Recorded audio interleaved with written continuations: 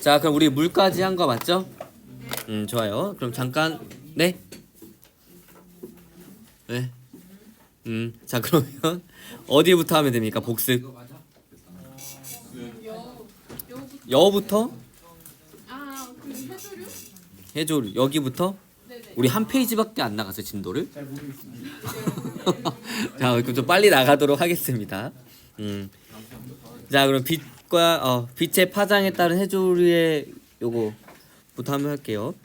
자, 여기가 해수면이고 바닷속 깊은 곳입니다. 청색광은 에너지가 크기 때문에 깊은 곳까지 도달할 수 있어가지고 적색광, 황색광, 청색광 순으로 도달하게 되고 그에 따라서 광합성을 이용하는 빛이 달라지기 때문에 홍조류, 갈조류, 녹조류 이렇게 분포하게 됩니다. 그 다음에 생물이 환경한테 영향을 주는 거 수표 울창하면 지면에 도달하는 빛이 약해진다. 자, 온도와 생물. 자, 동물은 개구리, 곰, 박쥐 등 겨울잠을 자고 철새는 이동을 하고 추운 지방에 사는 동물들은 털, 깃털 등이 발달하고 피하 지방층이 두껍습니다. 우리 여우를 봤을 때 말단 부위가 작은 건 누구예요? 북극 여우. 몸집이 좀 큰 건? 몸집이 큰 거. 몸집이 큰 거. 붉은 여우이죠. 북극. 북극과 사막만 비교해 볼게요. 그래서 몸집이 크고 말단부가 작은 이유는 표면적을 줄이기 위해서입니다. 알겠죠? 자, 식물들은 이런 특징을 가지고 있고, 자, 물과 생물, 동물과 식물은 이런 특징들을 가지면서 수분 증발을 방지하고 수분 배출을 최소화하고 살고 있습니다. 그 다음에 우리 학교 연못에 있었던 불의 억장과 같은 거, 자, 이런 수생 식물들이 물을 정화를 합니다. 자, 이제 공기와 생물 하면 되나요? 좋아요. 이제 산소가 부족한 고산지대의 사람들은 저지대의 사람들보다 적혈구 숫자가 많은데 적혈구가 어떤 기능을 하죠? 산소 운반. 그래서 산소를 포획해가지고 필요한 조직에다가 운반을 해줍니다. 근데 이 높은 곳으로 올라갈수록 산소가 많아질까요? 적어질까요? 적어지게 됩니다. 왜? 저기압이라서. 이거 왜 저기압이지? 물론 기압이 낮아지죠. 기압이 낮아지는 이유는 뭐야? 중력 때문에. 그렇지. 중력이 약해지겠죠? 중력 F는 중력 가속도 G, 중력 상수 G 맞나? R 제곱분의 라지 M 곱하기 스몰 M 아니야? 아직 안 돼. 안 배웠어요? 그럼 지금부터 볼게요. 중력 힘은 중력 상수가 있습니다. G라고 쓰는지 모르겠지만 그 다음에 두 물체 사이의 거리예요. 그 다음에 두 물체 사이의 질량의 곱입니다. 이 거리가 멀어지면 멀어질수록 중력은 커져요, 작아져요? 작아지죠? 그래서 멀리 있는 분자들 멀리 있으면 더 약하게 끌어당기니까 거기에는 많이 없는 거고 지표에 많이 있는 거예요. 알겠나요? 네. 자, 그런데 그래서 이제 높은 지대에 사는 사람들이 있겠죠? 근데 거기에는 산소가 농도가 조금 적습니다. 그러면 한 번에 호흡했을 때 그나마 들어오는 산소를 최대한 많이 포획을 해야겠죠. 그럼 적혈구의 숫자가 많아야 돼, 적어야 돼? 많아야 됩니다. 그래서 고지대 사람들이 훨씬 더 적혈구의 숫자가 많고 그래서 운동 선수들이 혈액 도핑이라는 것도 해요. 불법으로. 적혈구를 많이 만들어내는 호르몬이 있거든요. 적혈구를 에리트로포이에틴이라는 그런 호르몬이 있는데 걔를 강제로 투여하게 되면 온몸의 적혈구가 많이 증가하게 됩니다. 그럼 어떻게 돼? 한번 저지대에서 산소를 들이마셨을 때 많은 양의 산소를 포획할 수 있으니까 운동 능력이 향상이 되죠. 근데 이거 불법이잖아. 그럼 어떻게? 고지대 가서 훈련을 합니다. 실제로 그래요. 그 국가대표 이런 사람들이 고지대에 가서 훈련을 하면서 자연스럽게 온몸에 이제 적혈구를 많이 증가시킨 다음에 저지대에 내려와가지고 이제 경기를 하는 거지. 그 운동 수행 능력이 좋아지겠죠? 됐나요? 네. 자, 그 다음에 생물의 호흡과 광합성으로 공기의 조성이 바뀝니다. 이런 건 이제 반작용인 거고, 숲의 식물의 광합성으로 산소 농도가 증가하는 거. 숲의 식물에 의해서 공기 중에 조성이 바뀌었으니까 생물이 환경한테 영향을 주는 반작용이에요. 문장 읽으면 얘가 작용인지 반작용인지 알겠어요? 자, 토양과 생물 보도록 할게요. 토양의 깊이에 따라서 공기의 함량이 달라가지고 분포하는 세균이 다릅니다. 토양의 겉부분에 산소가 많이 오지만 깊은 곳에는 산소가 잘 들어가지 못하겠죠. 그래서 토양의 겉부분에는 호기성 세균이 많은데 좋아해요. 기체를. 여기서 말하는 기체는 산소를 좋아한다는 얘기입니다. 그래서 산소가 있어야지만 살고 있는 호기성 세균이 있고, 깊은 곳에서는 산소가 적어가지고 싫어해 산소를. 혐기성 세균이라고 합니다. 알겠나요? 자, 식충식물이 있습니다. 식충식물이 뭐예요? 원래 먹는 벌레를 먹는 식물입니다. 벌레를 왜 먹을까요? 얘네는 맛있으니까. 껍질이 많으니까. 광합성 초록색인데 얘는 생산자의 역할을 제대로 못 못해서 배고파서 지금 식빵 먹는 것처럼, 그쵸? 배고파서. 뭐냐면 우리가 결국엔 사과이 벌레 단백질을 섭취하는 이유는 거기에는 질소가 필요하기 때문인데, 이 식충식물들은 질소가 없는 척박한 환경에서 살았을 때 적응하기 위해서 곤충들을 통해 가지고 질소를 얻는 거예요. 그렇지만 얘가 식충식물이라서 이제 이 벌레를 잡아 먹지만 얘는 소비자 분해자가 아니라 얘는 분명히 생산자예요. 왜냐면 광합성을 할 수 있기 때문에. 알겠죠? 자, 파리족 본 적은 있습니까? 네, 키워봤어요. 키워봤습니까? 잘 살았습니까? 잘 모르겠어요. 선생님도 키웠다가 3개월 만에 죽었어요. 얘가 식충식물들이 되게 습도랑 온도를 되게 미세하게 잘 조절해줘야 되더라고. 처음 사자마자 신기해가지고 식충식물 약간 이렇게 여기 맞아요. 그림을 잘 못 그리겠는데 뭘 표현인지 알겠죠? 이렇게 잎을 열고 닫을 수가 있는데 여기에 괜찮나요? 죽은 거 아니고? 괜찮아? 이 잎을 열고 닫을 수 있습니다. 조개처럼. 근데 여기에 뭐가 지나가야 되잖아. 근데 한 번만 지나간다고 해서 되는 게 아니라 이 감각 털 같은 게 2개가 있어서 이 2개를 적당한 시간차로 따다닥 건드려야 얘가 딱 닫혀요. 심심해가지고 집에서 계속 젓가락으로 막 건드려 닫히겠는데 그래서 죽었나 봐, 그치? 아무튼 좀 자라다가 죽었어요. 아무튼 식충식물이 있고, 왜냐면 선생님이 또 벌레를 잡아줘야 되는데 우리 집 고층이라서 벌레가 잘 없어요. 그래가지고 파리를 오다 키울 수도 없고 해가지고 죽긴 죽었습니다. 그래서 식충식물은 토양에 부족한 질소를 얻기 위해서 곤충을 잡아다가 이제 분해를 하게 됩니다. 그래서 토양 때문에 식충식물이 이제 곤충을 잡아먹는 거라 얘는 작용에 해당합니다. 그 다음에 지렁이, 두더지 등 얘네들은 토양을 돌아다니면서 통기성을 높입니다. 굴을 파줘요. 알겠죠? 그래서 생물이 토양한테 영향을 미치니까 이제 반작용이고, 얘를 이용한 게 이제 지렁이 농법입니다. 그래서 친환경 농법인데 지렁이를 쫙 풀어주면 얘네들이 땅을 막 파고 다니면서 통기성도 높여지고 부식질 같은 거를 이제 먹어가지고 다시 자연 상태로 돌려주고 해가지고 좋은 농법이에요. 지렁이 혹시 본 적은 있나요? 너무 많이 봤어요. 언제 봤죠? 비 오고 나서. 걔네들이 비 오면 왜 나올까? 땅이 물에 맞으니까 죽여서. 죽어서 알겠죠? 죽을 것 같으니까. 왜냐면 지렁이는 피부로 대부분 호흡을 하는데 적당한 습기가 있어야 되는데 물에 차버리면 애들 죽겠죠? 이거 나옵니다. 근데 왜 죽어 있어? 다시 땅으로 들어가면 되잖아. 못 들어가니까. 왜 못 들어가죠? 이제 비가 좀 그치면 땅 속으로 들어가야 되잖아. 근데 우리가 흔히 보는 지렁이들은 다 어디 깔려 있어? 도로, 아스팔트 이런 데는 다 땅이 아니죠? 걔들 못 들고 가잖아. 그럼 거기 나와 있는 애들은 죽는 거지, 그냥 말라서. 말라서 죽으면 어떤 장점이 있을까요? 생태계. 비료. 그쵸. 개미가 먹고 비료가 될 수도 있고 새들이 먹을 수 있고 이렇습니다. 알겠죠? 그래서 어떤 일이 있었냐면 술록 알아요? 술록? 네. 그게 뭐야? 크리스마스에 산타 할아버지가 타고 다니는 루돌프가 술록이죠. 몰라요. 사슴처럼 생겼는데 뭐라고? 겨울왕국에 스벤인가? 스벤. 겨울왕국 1, 2 봤습니까? 투안 봤어요. 2 안 봤어요? 쓰리 안 나오나 봐야 돼. 2 안 봤으니까 이제 얘기할 수 없고. 2 보세요. 난리가 납니다. 그쵸? 막 물로 된 말 타고 다니고 막 그렇지 않아요? 물로 된 말 타고 다니고 막 마법사로 변하고 막 마법 쓰고, 그쵸? 얼었다가 다시 살아나고 막 난리가 나죠. 아무튼 그 술록이 무슨 일이 있었냐면 얘들이 그 이제 극지방에 살고 있는데 시베리아 같은 데 살고 있는데 갑자기 번개가 딱 쳤어. 근데 하필 거기가 약간 축축해 젖어 있던 땅이었지. 그래서 술록이 300~400마리가 갑자기 다 전멸했습니다. 죽었어요. 갑자기 죽었어요. 그럼 이제 사람들은 이제 두 가지 선택을 하겠지. 그대로 두냐? 아니면은 먹어. 얘 아니 먹는 거. 얘들을 치워주냐? 얘 갑자기 죽었잖아. 시차 너무 많이 쌓였으니까. 그래서 어떤 선택을 했을까요?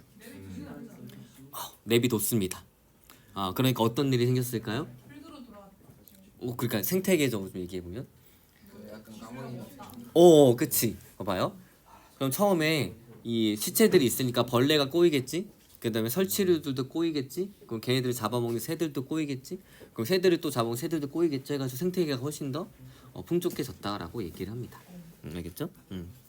선생님 지렁이 죽는 걸 보고 안타깝기도 하지만 운명이다. 운명이기도 하고. 근데 얘네들이 이미 이만큼 많이 있으니까 죽어도 또 나오고 또 나오니까 이런 건가 생각하게 하기도 하고 좀 슬프기도 하고 그쵸? 원래 자연으로 돌아가야 되는데 뭐 여러 가지 감정이 듭니다. 아무튼 지렁이는 자웅동체인 거 아나요? 남녀가 같이 한 몸에 있는데 그렇다고 혼자서 생식을 할 수가 없어요. 그래서 다른 개체가 있어야지만 생식을 합니다. 달팽이도 자웅동체예요. 그렇지만 혼자서 생식을 할 수 없고 두 마리가 같이 있어야지만 생식을 하게 됩니다. 그래서 지렁이를 보면서 이런 생물학적인, 생태학적인 시선을 넓혀주면 좋을 것 같아요. 식빵을 몇 개나 먹을 겁니까? 몇 개 가져왔어요? 두 조각 먹었어요. 지금 세 조각째 먹는 거지? 두 번째 두 번째? 많이 드세요. 그 다음에 미생물 지렁이 등이 이제 낙엽, 썩은 뿌리 등을 분해해서 비옥한 토양으로 만듭니다. 이런 것들을 또 반작용이라고 합니다. 그래서 이제 우리가 농약 같은 거 많이 쓰면 미생물과 지렁이들이 많이 죽기 때문에 이런 현상이 잘 안 일어나가지고 토양이 오히려 안 좋아질 수도 있어요. 알겠나요? 혹시 낚시 해봤습니까? 해봤죠. 지렁이 낚싯바늘 깨봤습니까? 지렁이를 만질 수 있나요? 선생님은 못 만지겠어. 만졌는데 지렁이 못 만지. 선생님은 생명과학 전공이지만 징그러운 거 진짜 싫어하는 사람이야. 이쁘고 귀엽게 생긴 것만 좋아하지. 물론 그 선생님 해부도 싫어하고. 해부했던 얘기 해줬습니까? 뭐 이런. 그 잠깐 해줄게요. 쥐가 보통 쥐를 많이 해부를 하죠. 쥐를 해부할 때 쥐를 죽여야 되잖아. 근데 여러분들 대학교 가면 실험실에서 쓰는 모든 기구들은 다 돈이 들겠죠? 지금이야 우리가 다 여러분들 학부모님 그리고 내가 낸 세금들이 다 여러분들한테 이렇게 실험 기자재로 다 돈을 쓰고 있긴 하지만 대학교 가면 여러분들 등록금에서 다 나오고 대학교에서 하는 연구들은 대부분 어디에서 어느 사업체에서 연구비를 받아서 해요. 그러니까 연구비를 막 쓸 수가 없습니다. 그러니까 쥐를 죽일 거야. 물론 고통 없이 죽이는 방법이 있겠죠. 그렇지만 이제 그 중간 지점을 찾는 거지. 가장 빠르고 비용이 들지 않게 죽이는 방법. 빨리 죽여야지 얘가 고통이 없을 거 아니야. 어떻게 죽이냐면 경추가 어딘지 아닙니까? 경추? 목뼈죠? 요거 트리기. 이제 경추를 어떻게 하냐면 쥐가 있어요. 여기 앞에 여기 또 쥐가 있네요. 쥐가 있어요. 물론 흰색 쥐를 쓰겠죠. 그래서 쥐를 꼬리를 딱 잡아서 들어 올리게 되면 얘가 뭐 살겠다 뭘 잡으려고 합니다. 그럼 그때 본인이 있던 케이지가 있죠. 이렇게 창살이 있는 케이지 앞에 딱 올려두면 얘가 케이지를 이렇게 딱 잡아요. 그럼 꼬리가 이렇게 들려 있겠지. 그러면 이제 목을 잡아. 꾹 누르면 부러져요. 아니 꾹 누르는 건 아니고 꼬리를 뚝 잡아 뺍니다. 그러면 경추가 두둑 빠지면서 죽어요. 그쵸. 잔인하죠. 선생님도 거기서 그런 거 너무 많이 느꼈어요. 쥐를 해부하려면 쥐를 죽여야 되는데 경추를 끊어서 신경을 끊는 게 가장 고통 없고 빠르고 돈이 안 드는 방법이에요. 근데 경추 아니고 어디 뭐 골반 위쪽 허리가 끊어져요. 그렇지 않습니다. 신기하게도. 그래서 경추 탈골법이라고 하는데 저는 경추 이름 그 죽이는 방법도 있어. 경추 탈골법. 그냥 잡고 있는 거예요. 머리 잡고 있어요? 창살 창살을 처음에 잡고 있다가 안 놔요? 내가 경추를 잡고 꼬리를 뺄 때까지는 안 놓지. 근데 꼬리를 딱 빼면 경추가 뚝 빠지면서 죽어요. 근데 얘가 너무 그리고 이제 해부를 하는데 그래서 선생님 해부를 별로 안 좋아하는 이유는 뭐냐면 약간 그치 이미 선생님 생각에는 내부 구조는 다 알려져 있고 그치 우리가 찾아보면 다 알려져 있는데 이 내가 생명체를 죽이면서까지 이런 이렇게 내부 구조를 관찰할 만한 가치가 있을까라는 생각이 가끔 그때 들었어. 근데 왜 해봤는데?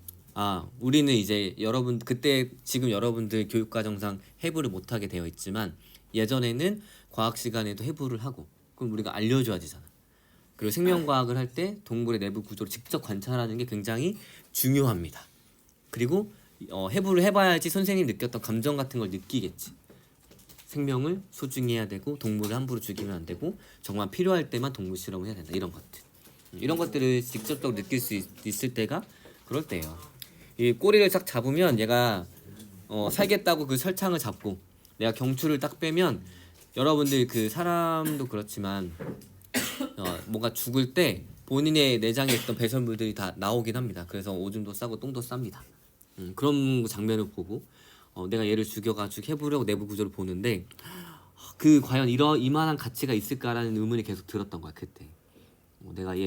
내가 얘를 죽이지 않았으면 얘는 그냥 본인의 삶을 수명을 다할 때까지 살다가 죽었을 텐데 라는 어마어마한 고민과 이런 것들이 딱 오면서 동물을 죽이는 거에 대한 어떤 가치가 있는가에 대한 고민을 많이 하기 시작했죠.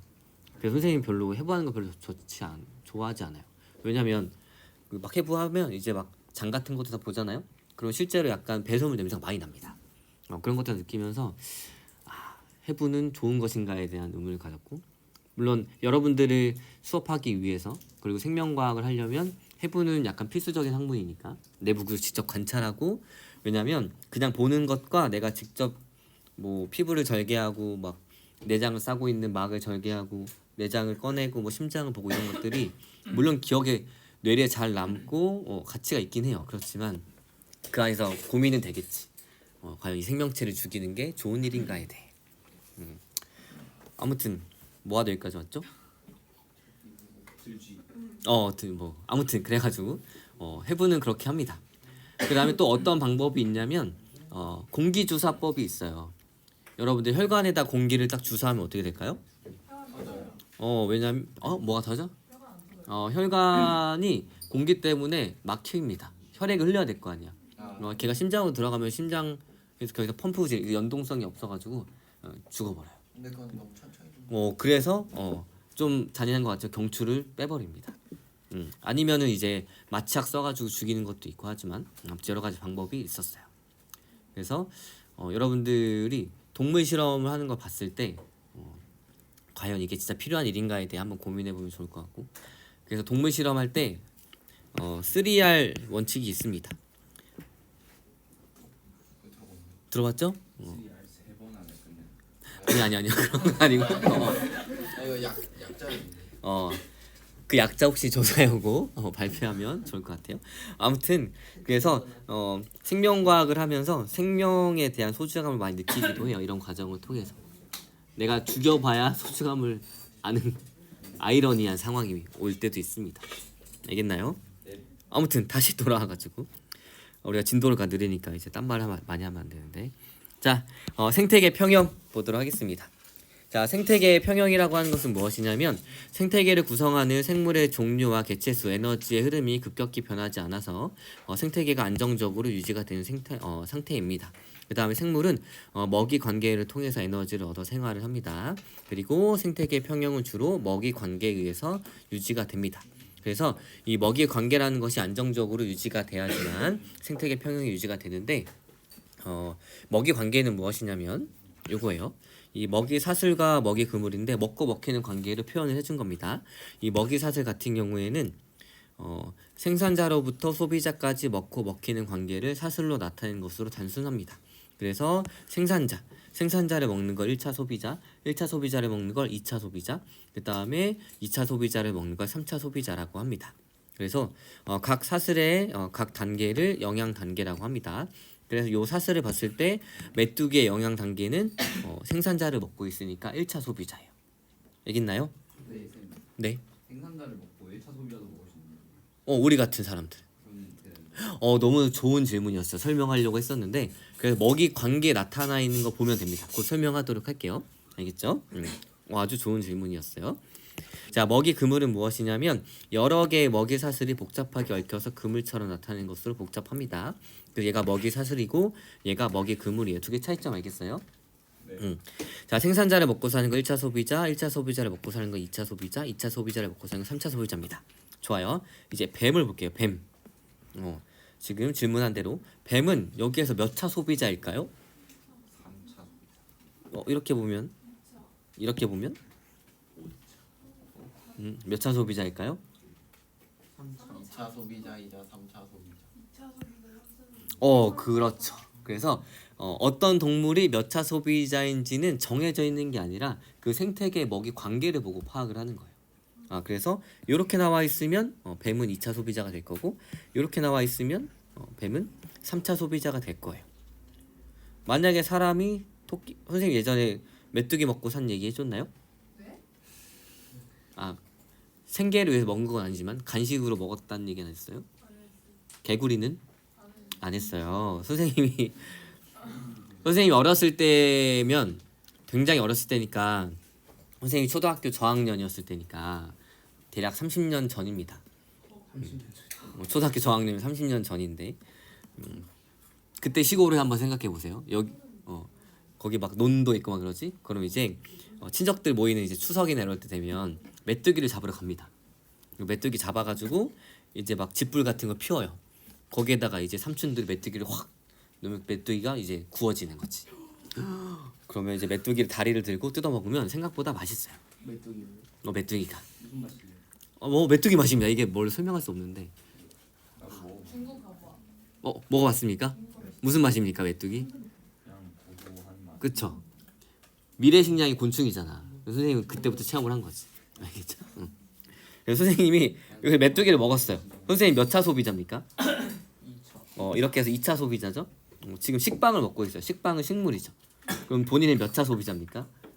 1차. 그렇죠. 이런 식으로 먹이 관계가 나와 있으면 거기에서 몇 차 소비자인지 결정할 수 있다는 얘기예요. 알겠나요? 네. 아주 좋은 질문이었습니다. 자, 그리고 과자는 몇 차 소비자? 과자는 식물이니까 가공식품이긴 하지만 얘가 생산자였으니까 우리가 1차 소비자가 되지 않을까요? 근데 거기에 이제 핫도그가 들어있다. 그게 좀 애매해지는 거지. 맞죠? 1차 소비자. 그렇죠. 여러분들 1차 소비자인데 거기 치킨 팝인가요? 뭐요? 맞아요. 거기에 닭고기가 함유되어 있는지 한번 보세요. 네. 영양 성분 뒤에 한번 봐봐.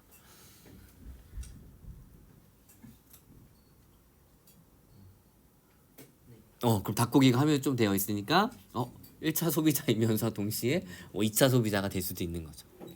알겠나요? 여러분들 그 먹을 거 뒤에 다 영양 표시 다 있는 거 압니까? 네. 그런 거 한 번씩 봅니까? 네. 한 번씩 꼭 보세요. 그럼 되게 새로운 게 많이 있을 거예요. 아무튼 몬스터 울트라 14칼로리. 뭐라고요? 몬스터 울트라 14칼로리. 뭐라고? 하얀 색깔 몬스터 음료수. 몬스터 음료수가 14kcal예요. 네. 생각보다 영양이 좋네요. 그리고 카페인 먹으려고? 요즘 안 마셔. 그래요. 여러분들 카페인 너무 많이 먹지 마세요. 자, 그다음에 다시 수업 내용으로 돌아와서 만약에 여기에서 메뚜기가 사라져요. 그러면 개구리도 사라지고 뱀도 사라지겠죠. 근데 여기에서 만약 메뚜기가 사라져요. 뱀이 사라집니까? 왜? 그렇죠. 그래서 여기가 종 다양성이 높고 여기가 종 다양성이 낮고 여기가 종 다양성이 높아요. 종 다양성이 높은 곳에서는 어느 한 종이 사라지더라도 그 종을 대체할 수 있는 애들이 있기 때문에 생태계가 잘 파괴가 될까요? 안 될까요? 안 됩니다. 그래서 여기 밑에 보게 되면 먹이 그물이 복잡할수록 다른 말로 종 다양성이 높을수록 어떤 환경 변화로 특정 생물종이 사라지더라도 그 역할을 대신할 수 있는 생물종이 있기 때문에 생태계 평형이 잘 깨지지 않습니다. 그러니까 종 다양성을 잘 지켜야 돼요? 안 지켜야 돼요? 지켜야 됩니다. 그다음 여기 문장 안 읽어볼게요. 특정 종의 멸종은 방금 얘기한 대로 메뚜기가 사라졌어요. 그런 먹이 관계에 영향을 미쳐서 다른 종들의 멸종을 이야기해서 생태계 평형을 깨트릴 수가 있게 됩니다. 알겠나요? 네. 자, 그럼 이제 생태계에서의 에너지 흐름에 대해서 알아보도록 할게요. 생태계에서 에너지는 흐르고 물질은 순환합니다. 흐른다는 것과 순환한다는 거의 차이점은 뭐죠? 흐르는 거는 돌아오지 않는 시간의 개념을. 그쵸. 들어왔다가 그냥 빠져나가는 거. 아주 좋습니다. 그 다음에 순환은 다시 계속 돌아오는 거죠. 그래서 에너지는 흐른다는 얘기는 생태계에서 에너지가 들어오게 되면 얘는 순환하지 않고 여러 단계를 거치면서 이제 밖으로 빠진다는 얘기예요. 그다음 물질이 순환한다는 얘기는 생태계에 있는 물질은 환경과 생물을 계속 돈다는 얘기입니다. 알겠나요? 좋아요. 원준이 녹화되고 있는데 이거 칭찬이니까 괜찮지 않을까요? 원빈장. 원준이 짱입니다. 그래가지고 아주 적절한 질문과 호기심을 잘 가지고 있는 것 같아요. 자, 생태계에서 에너지 흐름 보도록 하겠습니다. 자, 먹이 관계에서 에너지는 영양 단계를 따라 유기물의 형태로 상위 영양 단계로 이동하게 됩니다. 유기물에 저장된 에너지는 각 영양 단계에서 생명 활동에 사용이 되거나 열로 방출이 되고 남은 것이 상위 영양 단계로 이동을 합니다. 그래서 상위 영양 단계로 갈수록 에너지의 양은 감소하게 되는데 우리가 생산자가 있어요. 생산자는 뭘 하는 애들이죠? 광합성을 합니다. 그래서 태양 에너지를 드디어 생태계 안으로 들어오게 됩니다. 됐나요? 자, 그럼 생산자는 식물은 미토콘드리아가 있을까요? 없을까요? 있어요. 있죠. 본인 스스로도 에너지를 만들어내야 되니까 광합성을 할 수 있는 엽록체도 있고 세포호흡을 할 수 있는 미토콘드리아도 있는 거예요. 그러면 자기가 광합성을 통해서 만든 유기물의 일부를 본인 스스로 에너지로 씁니다. 세포호흡을 통해서. 됐나요? 그래서 세포호흡을 하게 되면 열이 발생을 합니다. 그래서 호흡으로 열로 방출이 되고, 자, 고사는 1차 소비자한테 먹히지 않고 그냥 죽는다는 얘기예요. 됐나요? 자, 그러면 생산자가 만든 유기물 중에 전부가 1차 소비자로 갈까요? 아니요. 아니죠. 본인이 쓴 것도 있고 그 다음에 먹히지 않는 것도 있겠죠. 그래서 생산자에서 1차 소비자로 갈 때 넘어가는 에너지 양이 증가해요, 감소해요? 감소합니다. 얘도 마찬가지예요. 1차 소비자도 본인이 호흡도 해야 되고 그다음 먹히지 않으면 사체로 되거나 혹은 소화되지 않는 것들을 배설물로 나오게 됩니다. 그럼 섭취한 것 중에 일부만 또 2차 소비자로 가겠죠. 됐나요? 이렇게 된다는 얘기예요. 자, 그래서 에너지 흐름을 보게 되면 그래서 상위 영양 단계로 갈수록 에너지 양이 감소하게 되고, 에너지 흐름 한번 볼게요. 광합성을 통해 가지고 태양 에너지가 들어옵니다. 태양 에너지가 어디에 저장이 될까요? 생산자가 만들어낸 포도당과 같은 유기물 속에 있는 화학 에너지로 저장이 되는 거예요. 됐나요? 광합성 과정, 무엇과 무엇을 재료로? 물과 이산화탄소를 재료로 어떤 에너지를 이용해서 무엇을 만드는? 그렇죠. 물과 이산화탄소를 이용해 가지고 물과 이산화탄소를 재료로 빛 에너지를 이용해서 포도당과 같은 유기물을 만드는데 이거예요. CO2 결국엔 얘가 6개가 합쳐져 가지고 탄소가 6개인 포도당이 만들어지겠죠? 탄소와 탄소 사이 결합이 생겨야 된다는 얘기입니다. 어떤 애들이 결합을 할 때 에너지가 들어가야 돼요. 그 에너지가 빛 에너지가 들어간다는 얘기입니다. 어디로? 화학 에너지로. 알겠나요? 좋아요. 자, 에너지가 들어왔어요. 그러면 호흡을 통해서 열로 빠지고 다음 단계로 넘어가고 호흡을 통해서 열로 빠지고 다음 단계로 넘어가고 호흡을 통해서 열로 빠지고 다음 단계로 넘어가고 호흡을 통해서 열로 빠집니다. 그다음에 먹히지 않는 것들은 죽겠죠? 그래서 고사되거나 사체나 배설물로 되고, 얘네들은 또 누구한테 가냐? 다 유기물이니까 분해자가 또 분해를 합니다. 분해자도 살아가기 위해서 이 유기물들을 분해를 하는 거예요. 그러면 마찬가지로 호흡으로 빠져나갑니다. 자, 그래서 태양 에너지가 화학 에너지가 들어와서 유기물을 통해 이동을 하다가 다 빠져가지고 생태계 밖으로 나가게 됩니다. 그래서 에너지는 흐른다라고 얘기를 해주는 거예요. 됐나요? 자, 물질 볼게요.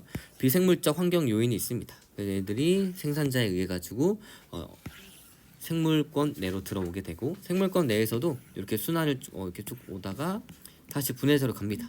분해자는 또 분해를 해가지고 다시 환경으로 돌려주게 되는 거예요. 됐나요?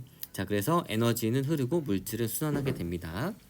자, 그래서 에너지는 한 방향으로 흐르다가 생태계 밖으로 빠져나가고 물질은 생물과 환경 사이를 순환하게 됩니다. 됐나요? 자, 그럼 생태 피라미드에 대해서 알아보도록 할게요. 생태 피라미드는 먹이 사슬에서 각 영양 단계에 속하는 생물의 에너지양, 생체량, 개체수를 하위 영양 단계부터 상위 영양 단계로 쌓아 올린 것입니다. 안정된 생태계에서 에너지양, 생물량, 객체수는 상위 영향 단계로 갈수록 감소하는 피라미드 모양을 나타내게 됩니다. 자, 생산자가 이만큼 에너지를 가졌어요. 그럼 일부만 1차 소비자한테 가겠죠?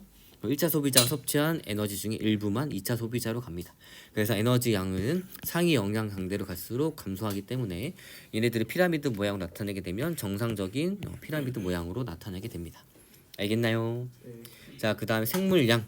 자, 먹이가 많아야 될까요? 먹는 애들이 많아야 될까요? 그래야지만 생태계가 안정적으로 유지가 되겠죠? 그래서 위로 올라갈수록 생물량도 감소하게 됩니다. 알겠나요? 자, 그 다음에 개체수 마찬가지로 먹는 애들이 많아야 돼요. 먹이가 많아야 돼요. 먹이가 개체수도 많아야 되고 이제 생물량 자체도 많아야 됩니다. 알겠나요? 그래서 개체수도 위로 올라갈수록 감소하게 됩니다. 그래서 풀 먹고 있는 토끼, 쥐, 토끼쥐 먹고 있는 뱀, 그다음 뱀을 먹고 있는 독수리가 있어요. 됐나요? 자, 볼게요. 각 영양 단계에서 에너지 피라미드, 각 영양 단계에서 생명 활동에 필요한 에너지로 소비가 되고 열 에너지로 방출이 되고 남은 에너지가 다음 단계로 전해지므로 상위 영양 단계로 갈수록 에너지 양은 감소하게 됩니다. 이거 이해됐나요? 에너지를 들여왔고 자기 호흡으로 쓰고 그다음 먹히지 않는 것들을 빼고 남은 것들이 다음 영양 단계로 간다는 얘기예요. 자, 그 다음에 방금 설명한 대로 피식자 수가 포식자 수보다 많아야지만 생태계가 유지가 되므로 생물량과 개체수 피라미드는 상위 영양 단계로 갈수록 감소하게 됩니다. 알겠나요? 자, 그러면 이제 생태계 평형 회복 과정에 대해서 알아보도록 하겠습니다. 생태계는 어떤 요인으로 특정 영양 단계에 있는 생물의 개체수가 변하더라도 먹이 관계에 의해서 다시 생물의 개체수가 안정적인 상태로 돌아가게 됩니다. 이런 것들을 생태계 평형이 회복된다라고 얘기를 합니다. 안정된 생태계는 어느 한 영양 단계가 감소하거나 증가하면 다른 영양 단계도 감소하거나 증가하여 다시 평형 상태를 회복을 하는데 이거예요. 자, 생산자 1차 소비자, 2차 소비자입니다. 어떤 요인인지 모르겠지만 얘가 평형이 유지가 된 상태였다가 일시적으로 1차 소비자가 증가해요. 자, 그러면 1차 소비자가 먹고 사는 얘는 증가할까요? 감소할까요? 생산자는 감소하고 1차 소비자를 먹이로 한 2차 소비자는 증가하게 됩니다. 그래서 2차 소비자는 증가하게 될 거고 생산자는 감소하게 될 거예요. 됐나요? 자, 그래서 이런 형태가 됐습니다. 그럼 2차 소비자가 많으니까 얘를 많이 먹을까요? 안 먹을까요? 먹죠. 그러니까 얘가 이렇게 1차 소비자가 감소하게 됩니다. 됐나요? 자, 1차 소비자가 감소하니까 생산자는 증가에 감소해요. 그렇죠? 증가하게 되고 이 2차 소비자는 감소하게 되겠죠. 그래서 2차 소비자는 감소하고 1차 소비자는 증가하게 됩니다. 그러면 다시 원래 상태로 회복이 된다는 얘기예요. 이게 자연 상태에서 일어나는 일이고 근데 인간이 너무 많이 개입해가지고 얘가 스스로 평형을 회복할 수 있는 능력 밖으로 개체수가 변하면 그때부터 생태계가 망가지게 되는 거예요. 알겠나요? 좋아요. 자, 1차 소비자 개체수가 일시적으로 증가하게 되면 생산자 감소, 2차 소비자는 증가하게 됩니다.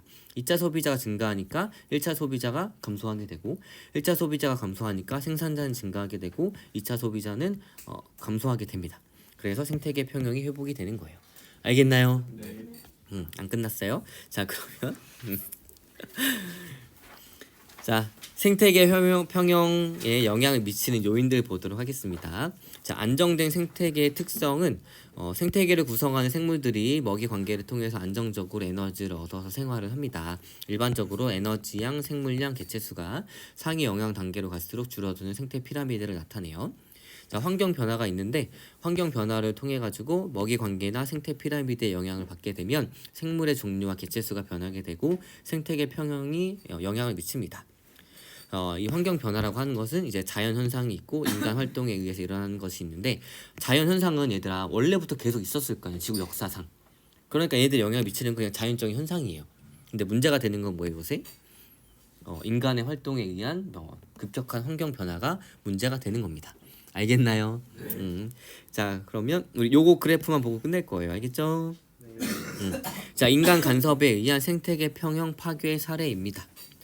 1905년 미국 카이바브 고원에는 약 4,000마리의 사슴이 살고 있었고 미국 정부가 사슴을 보호하려고 사슴의 포식자인 늑대의 사냥을 허용을 했대요. 그러면 어떻게 되는지 한번 볼게요. 자, 연도가 이렇게 됐고 1905년부터 1935년입니다. 이때 우리나라는 무슨 시기였을까요? 일제 시기. 그렇죠. 일제 강점기였죠. 너무 신기하지 않나요? 우리나라는 선진국에 의해서 이제 강점을 당하고 있었는데 다른 나라에서는 이런 생태학적 연구가 진행이 되고 있어. 너무 신기하죠. 자, 아무튼 원래 볼게요. 이 녹색은 무엇이냐면 초원의 생산량입니다. 그래서 보게 되면 톤으로 나와 있어요. 그 다음에 얘는 뭐냐면 사슴의 개체수. 그 다음 요 파란색은 늑대의 개체수예요. 자, 원래 정상적으로 잘 돌아가고 있었는데 요때 늑대의 사냥을 허가를 했어요. 그럼 늑대의 개체수는 어떻게 될까요? 감소하게 되겠죠. 늑대가 감소하니까 늑대의 먹이였던 사슴은 증가합니다. 그럼 사슴의 먹이인 초원은 감소하죠. 초원이 감소하니까 먹이가 없어서 사슴의 개체수가 줄어들죠. 사슴이 줄어드니까 초원이 다시 많아지겠죠. 자, 근데 아직 늑대는 회복이 안 됐죠. 회복하려면 더 오랜 시간이 지나야겠죠. 됐나요? 그래서 인간이 함부로 개입을 하면 된다, 안 된다? 안 된다는 얘기입니다. 그래서 이 카이바브 고원의 먹이 사슬을 보게 되면 초원의 풀, 사슴, 늑대고 1905년 이후 사슴 개체수가 증가한 까닭은 늑대 사냥이 허가돼서 늑대를 잡아먹는 사슴을 잡아먹는 늑대의 개체수가 감소했기 때문입니다. 그 다음에 1920년대에 여기 사슴의 개체수가 감소한 까닭은 사슴의 개체수가 급격히 증가해서 사슴의 먹이인 초원의 생산량이 급격히 감소했기 때문인 거고 1935년 이후의 생태계 평형 회복 과정을 예상을 해보면 사슴의 개체수가 감소했죠. 그러니까 초원의 생산량이 증가할 거고 그럼 다시 사슴의 개체수가 증가할 거고 그럼 다시 늑대의 개체수도 증가할 겁니다. 알겠나요? 자, 그래서 인간의 간섭은 생태계 평형을 파괴할 수 있습니다. 자, 그래서 오늘은 여기까지 하도록 할게요. 우리 몇 시지? 오늘 요 6교시에 과탐시 수업 있습니다. 그때 우리 수행평가 다 봤나요? 그때 이론 나갈 거예요. 알겠죠?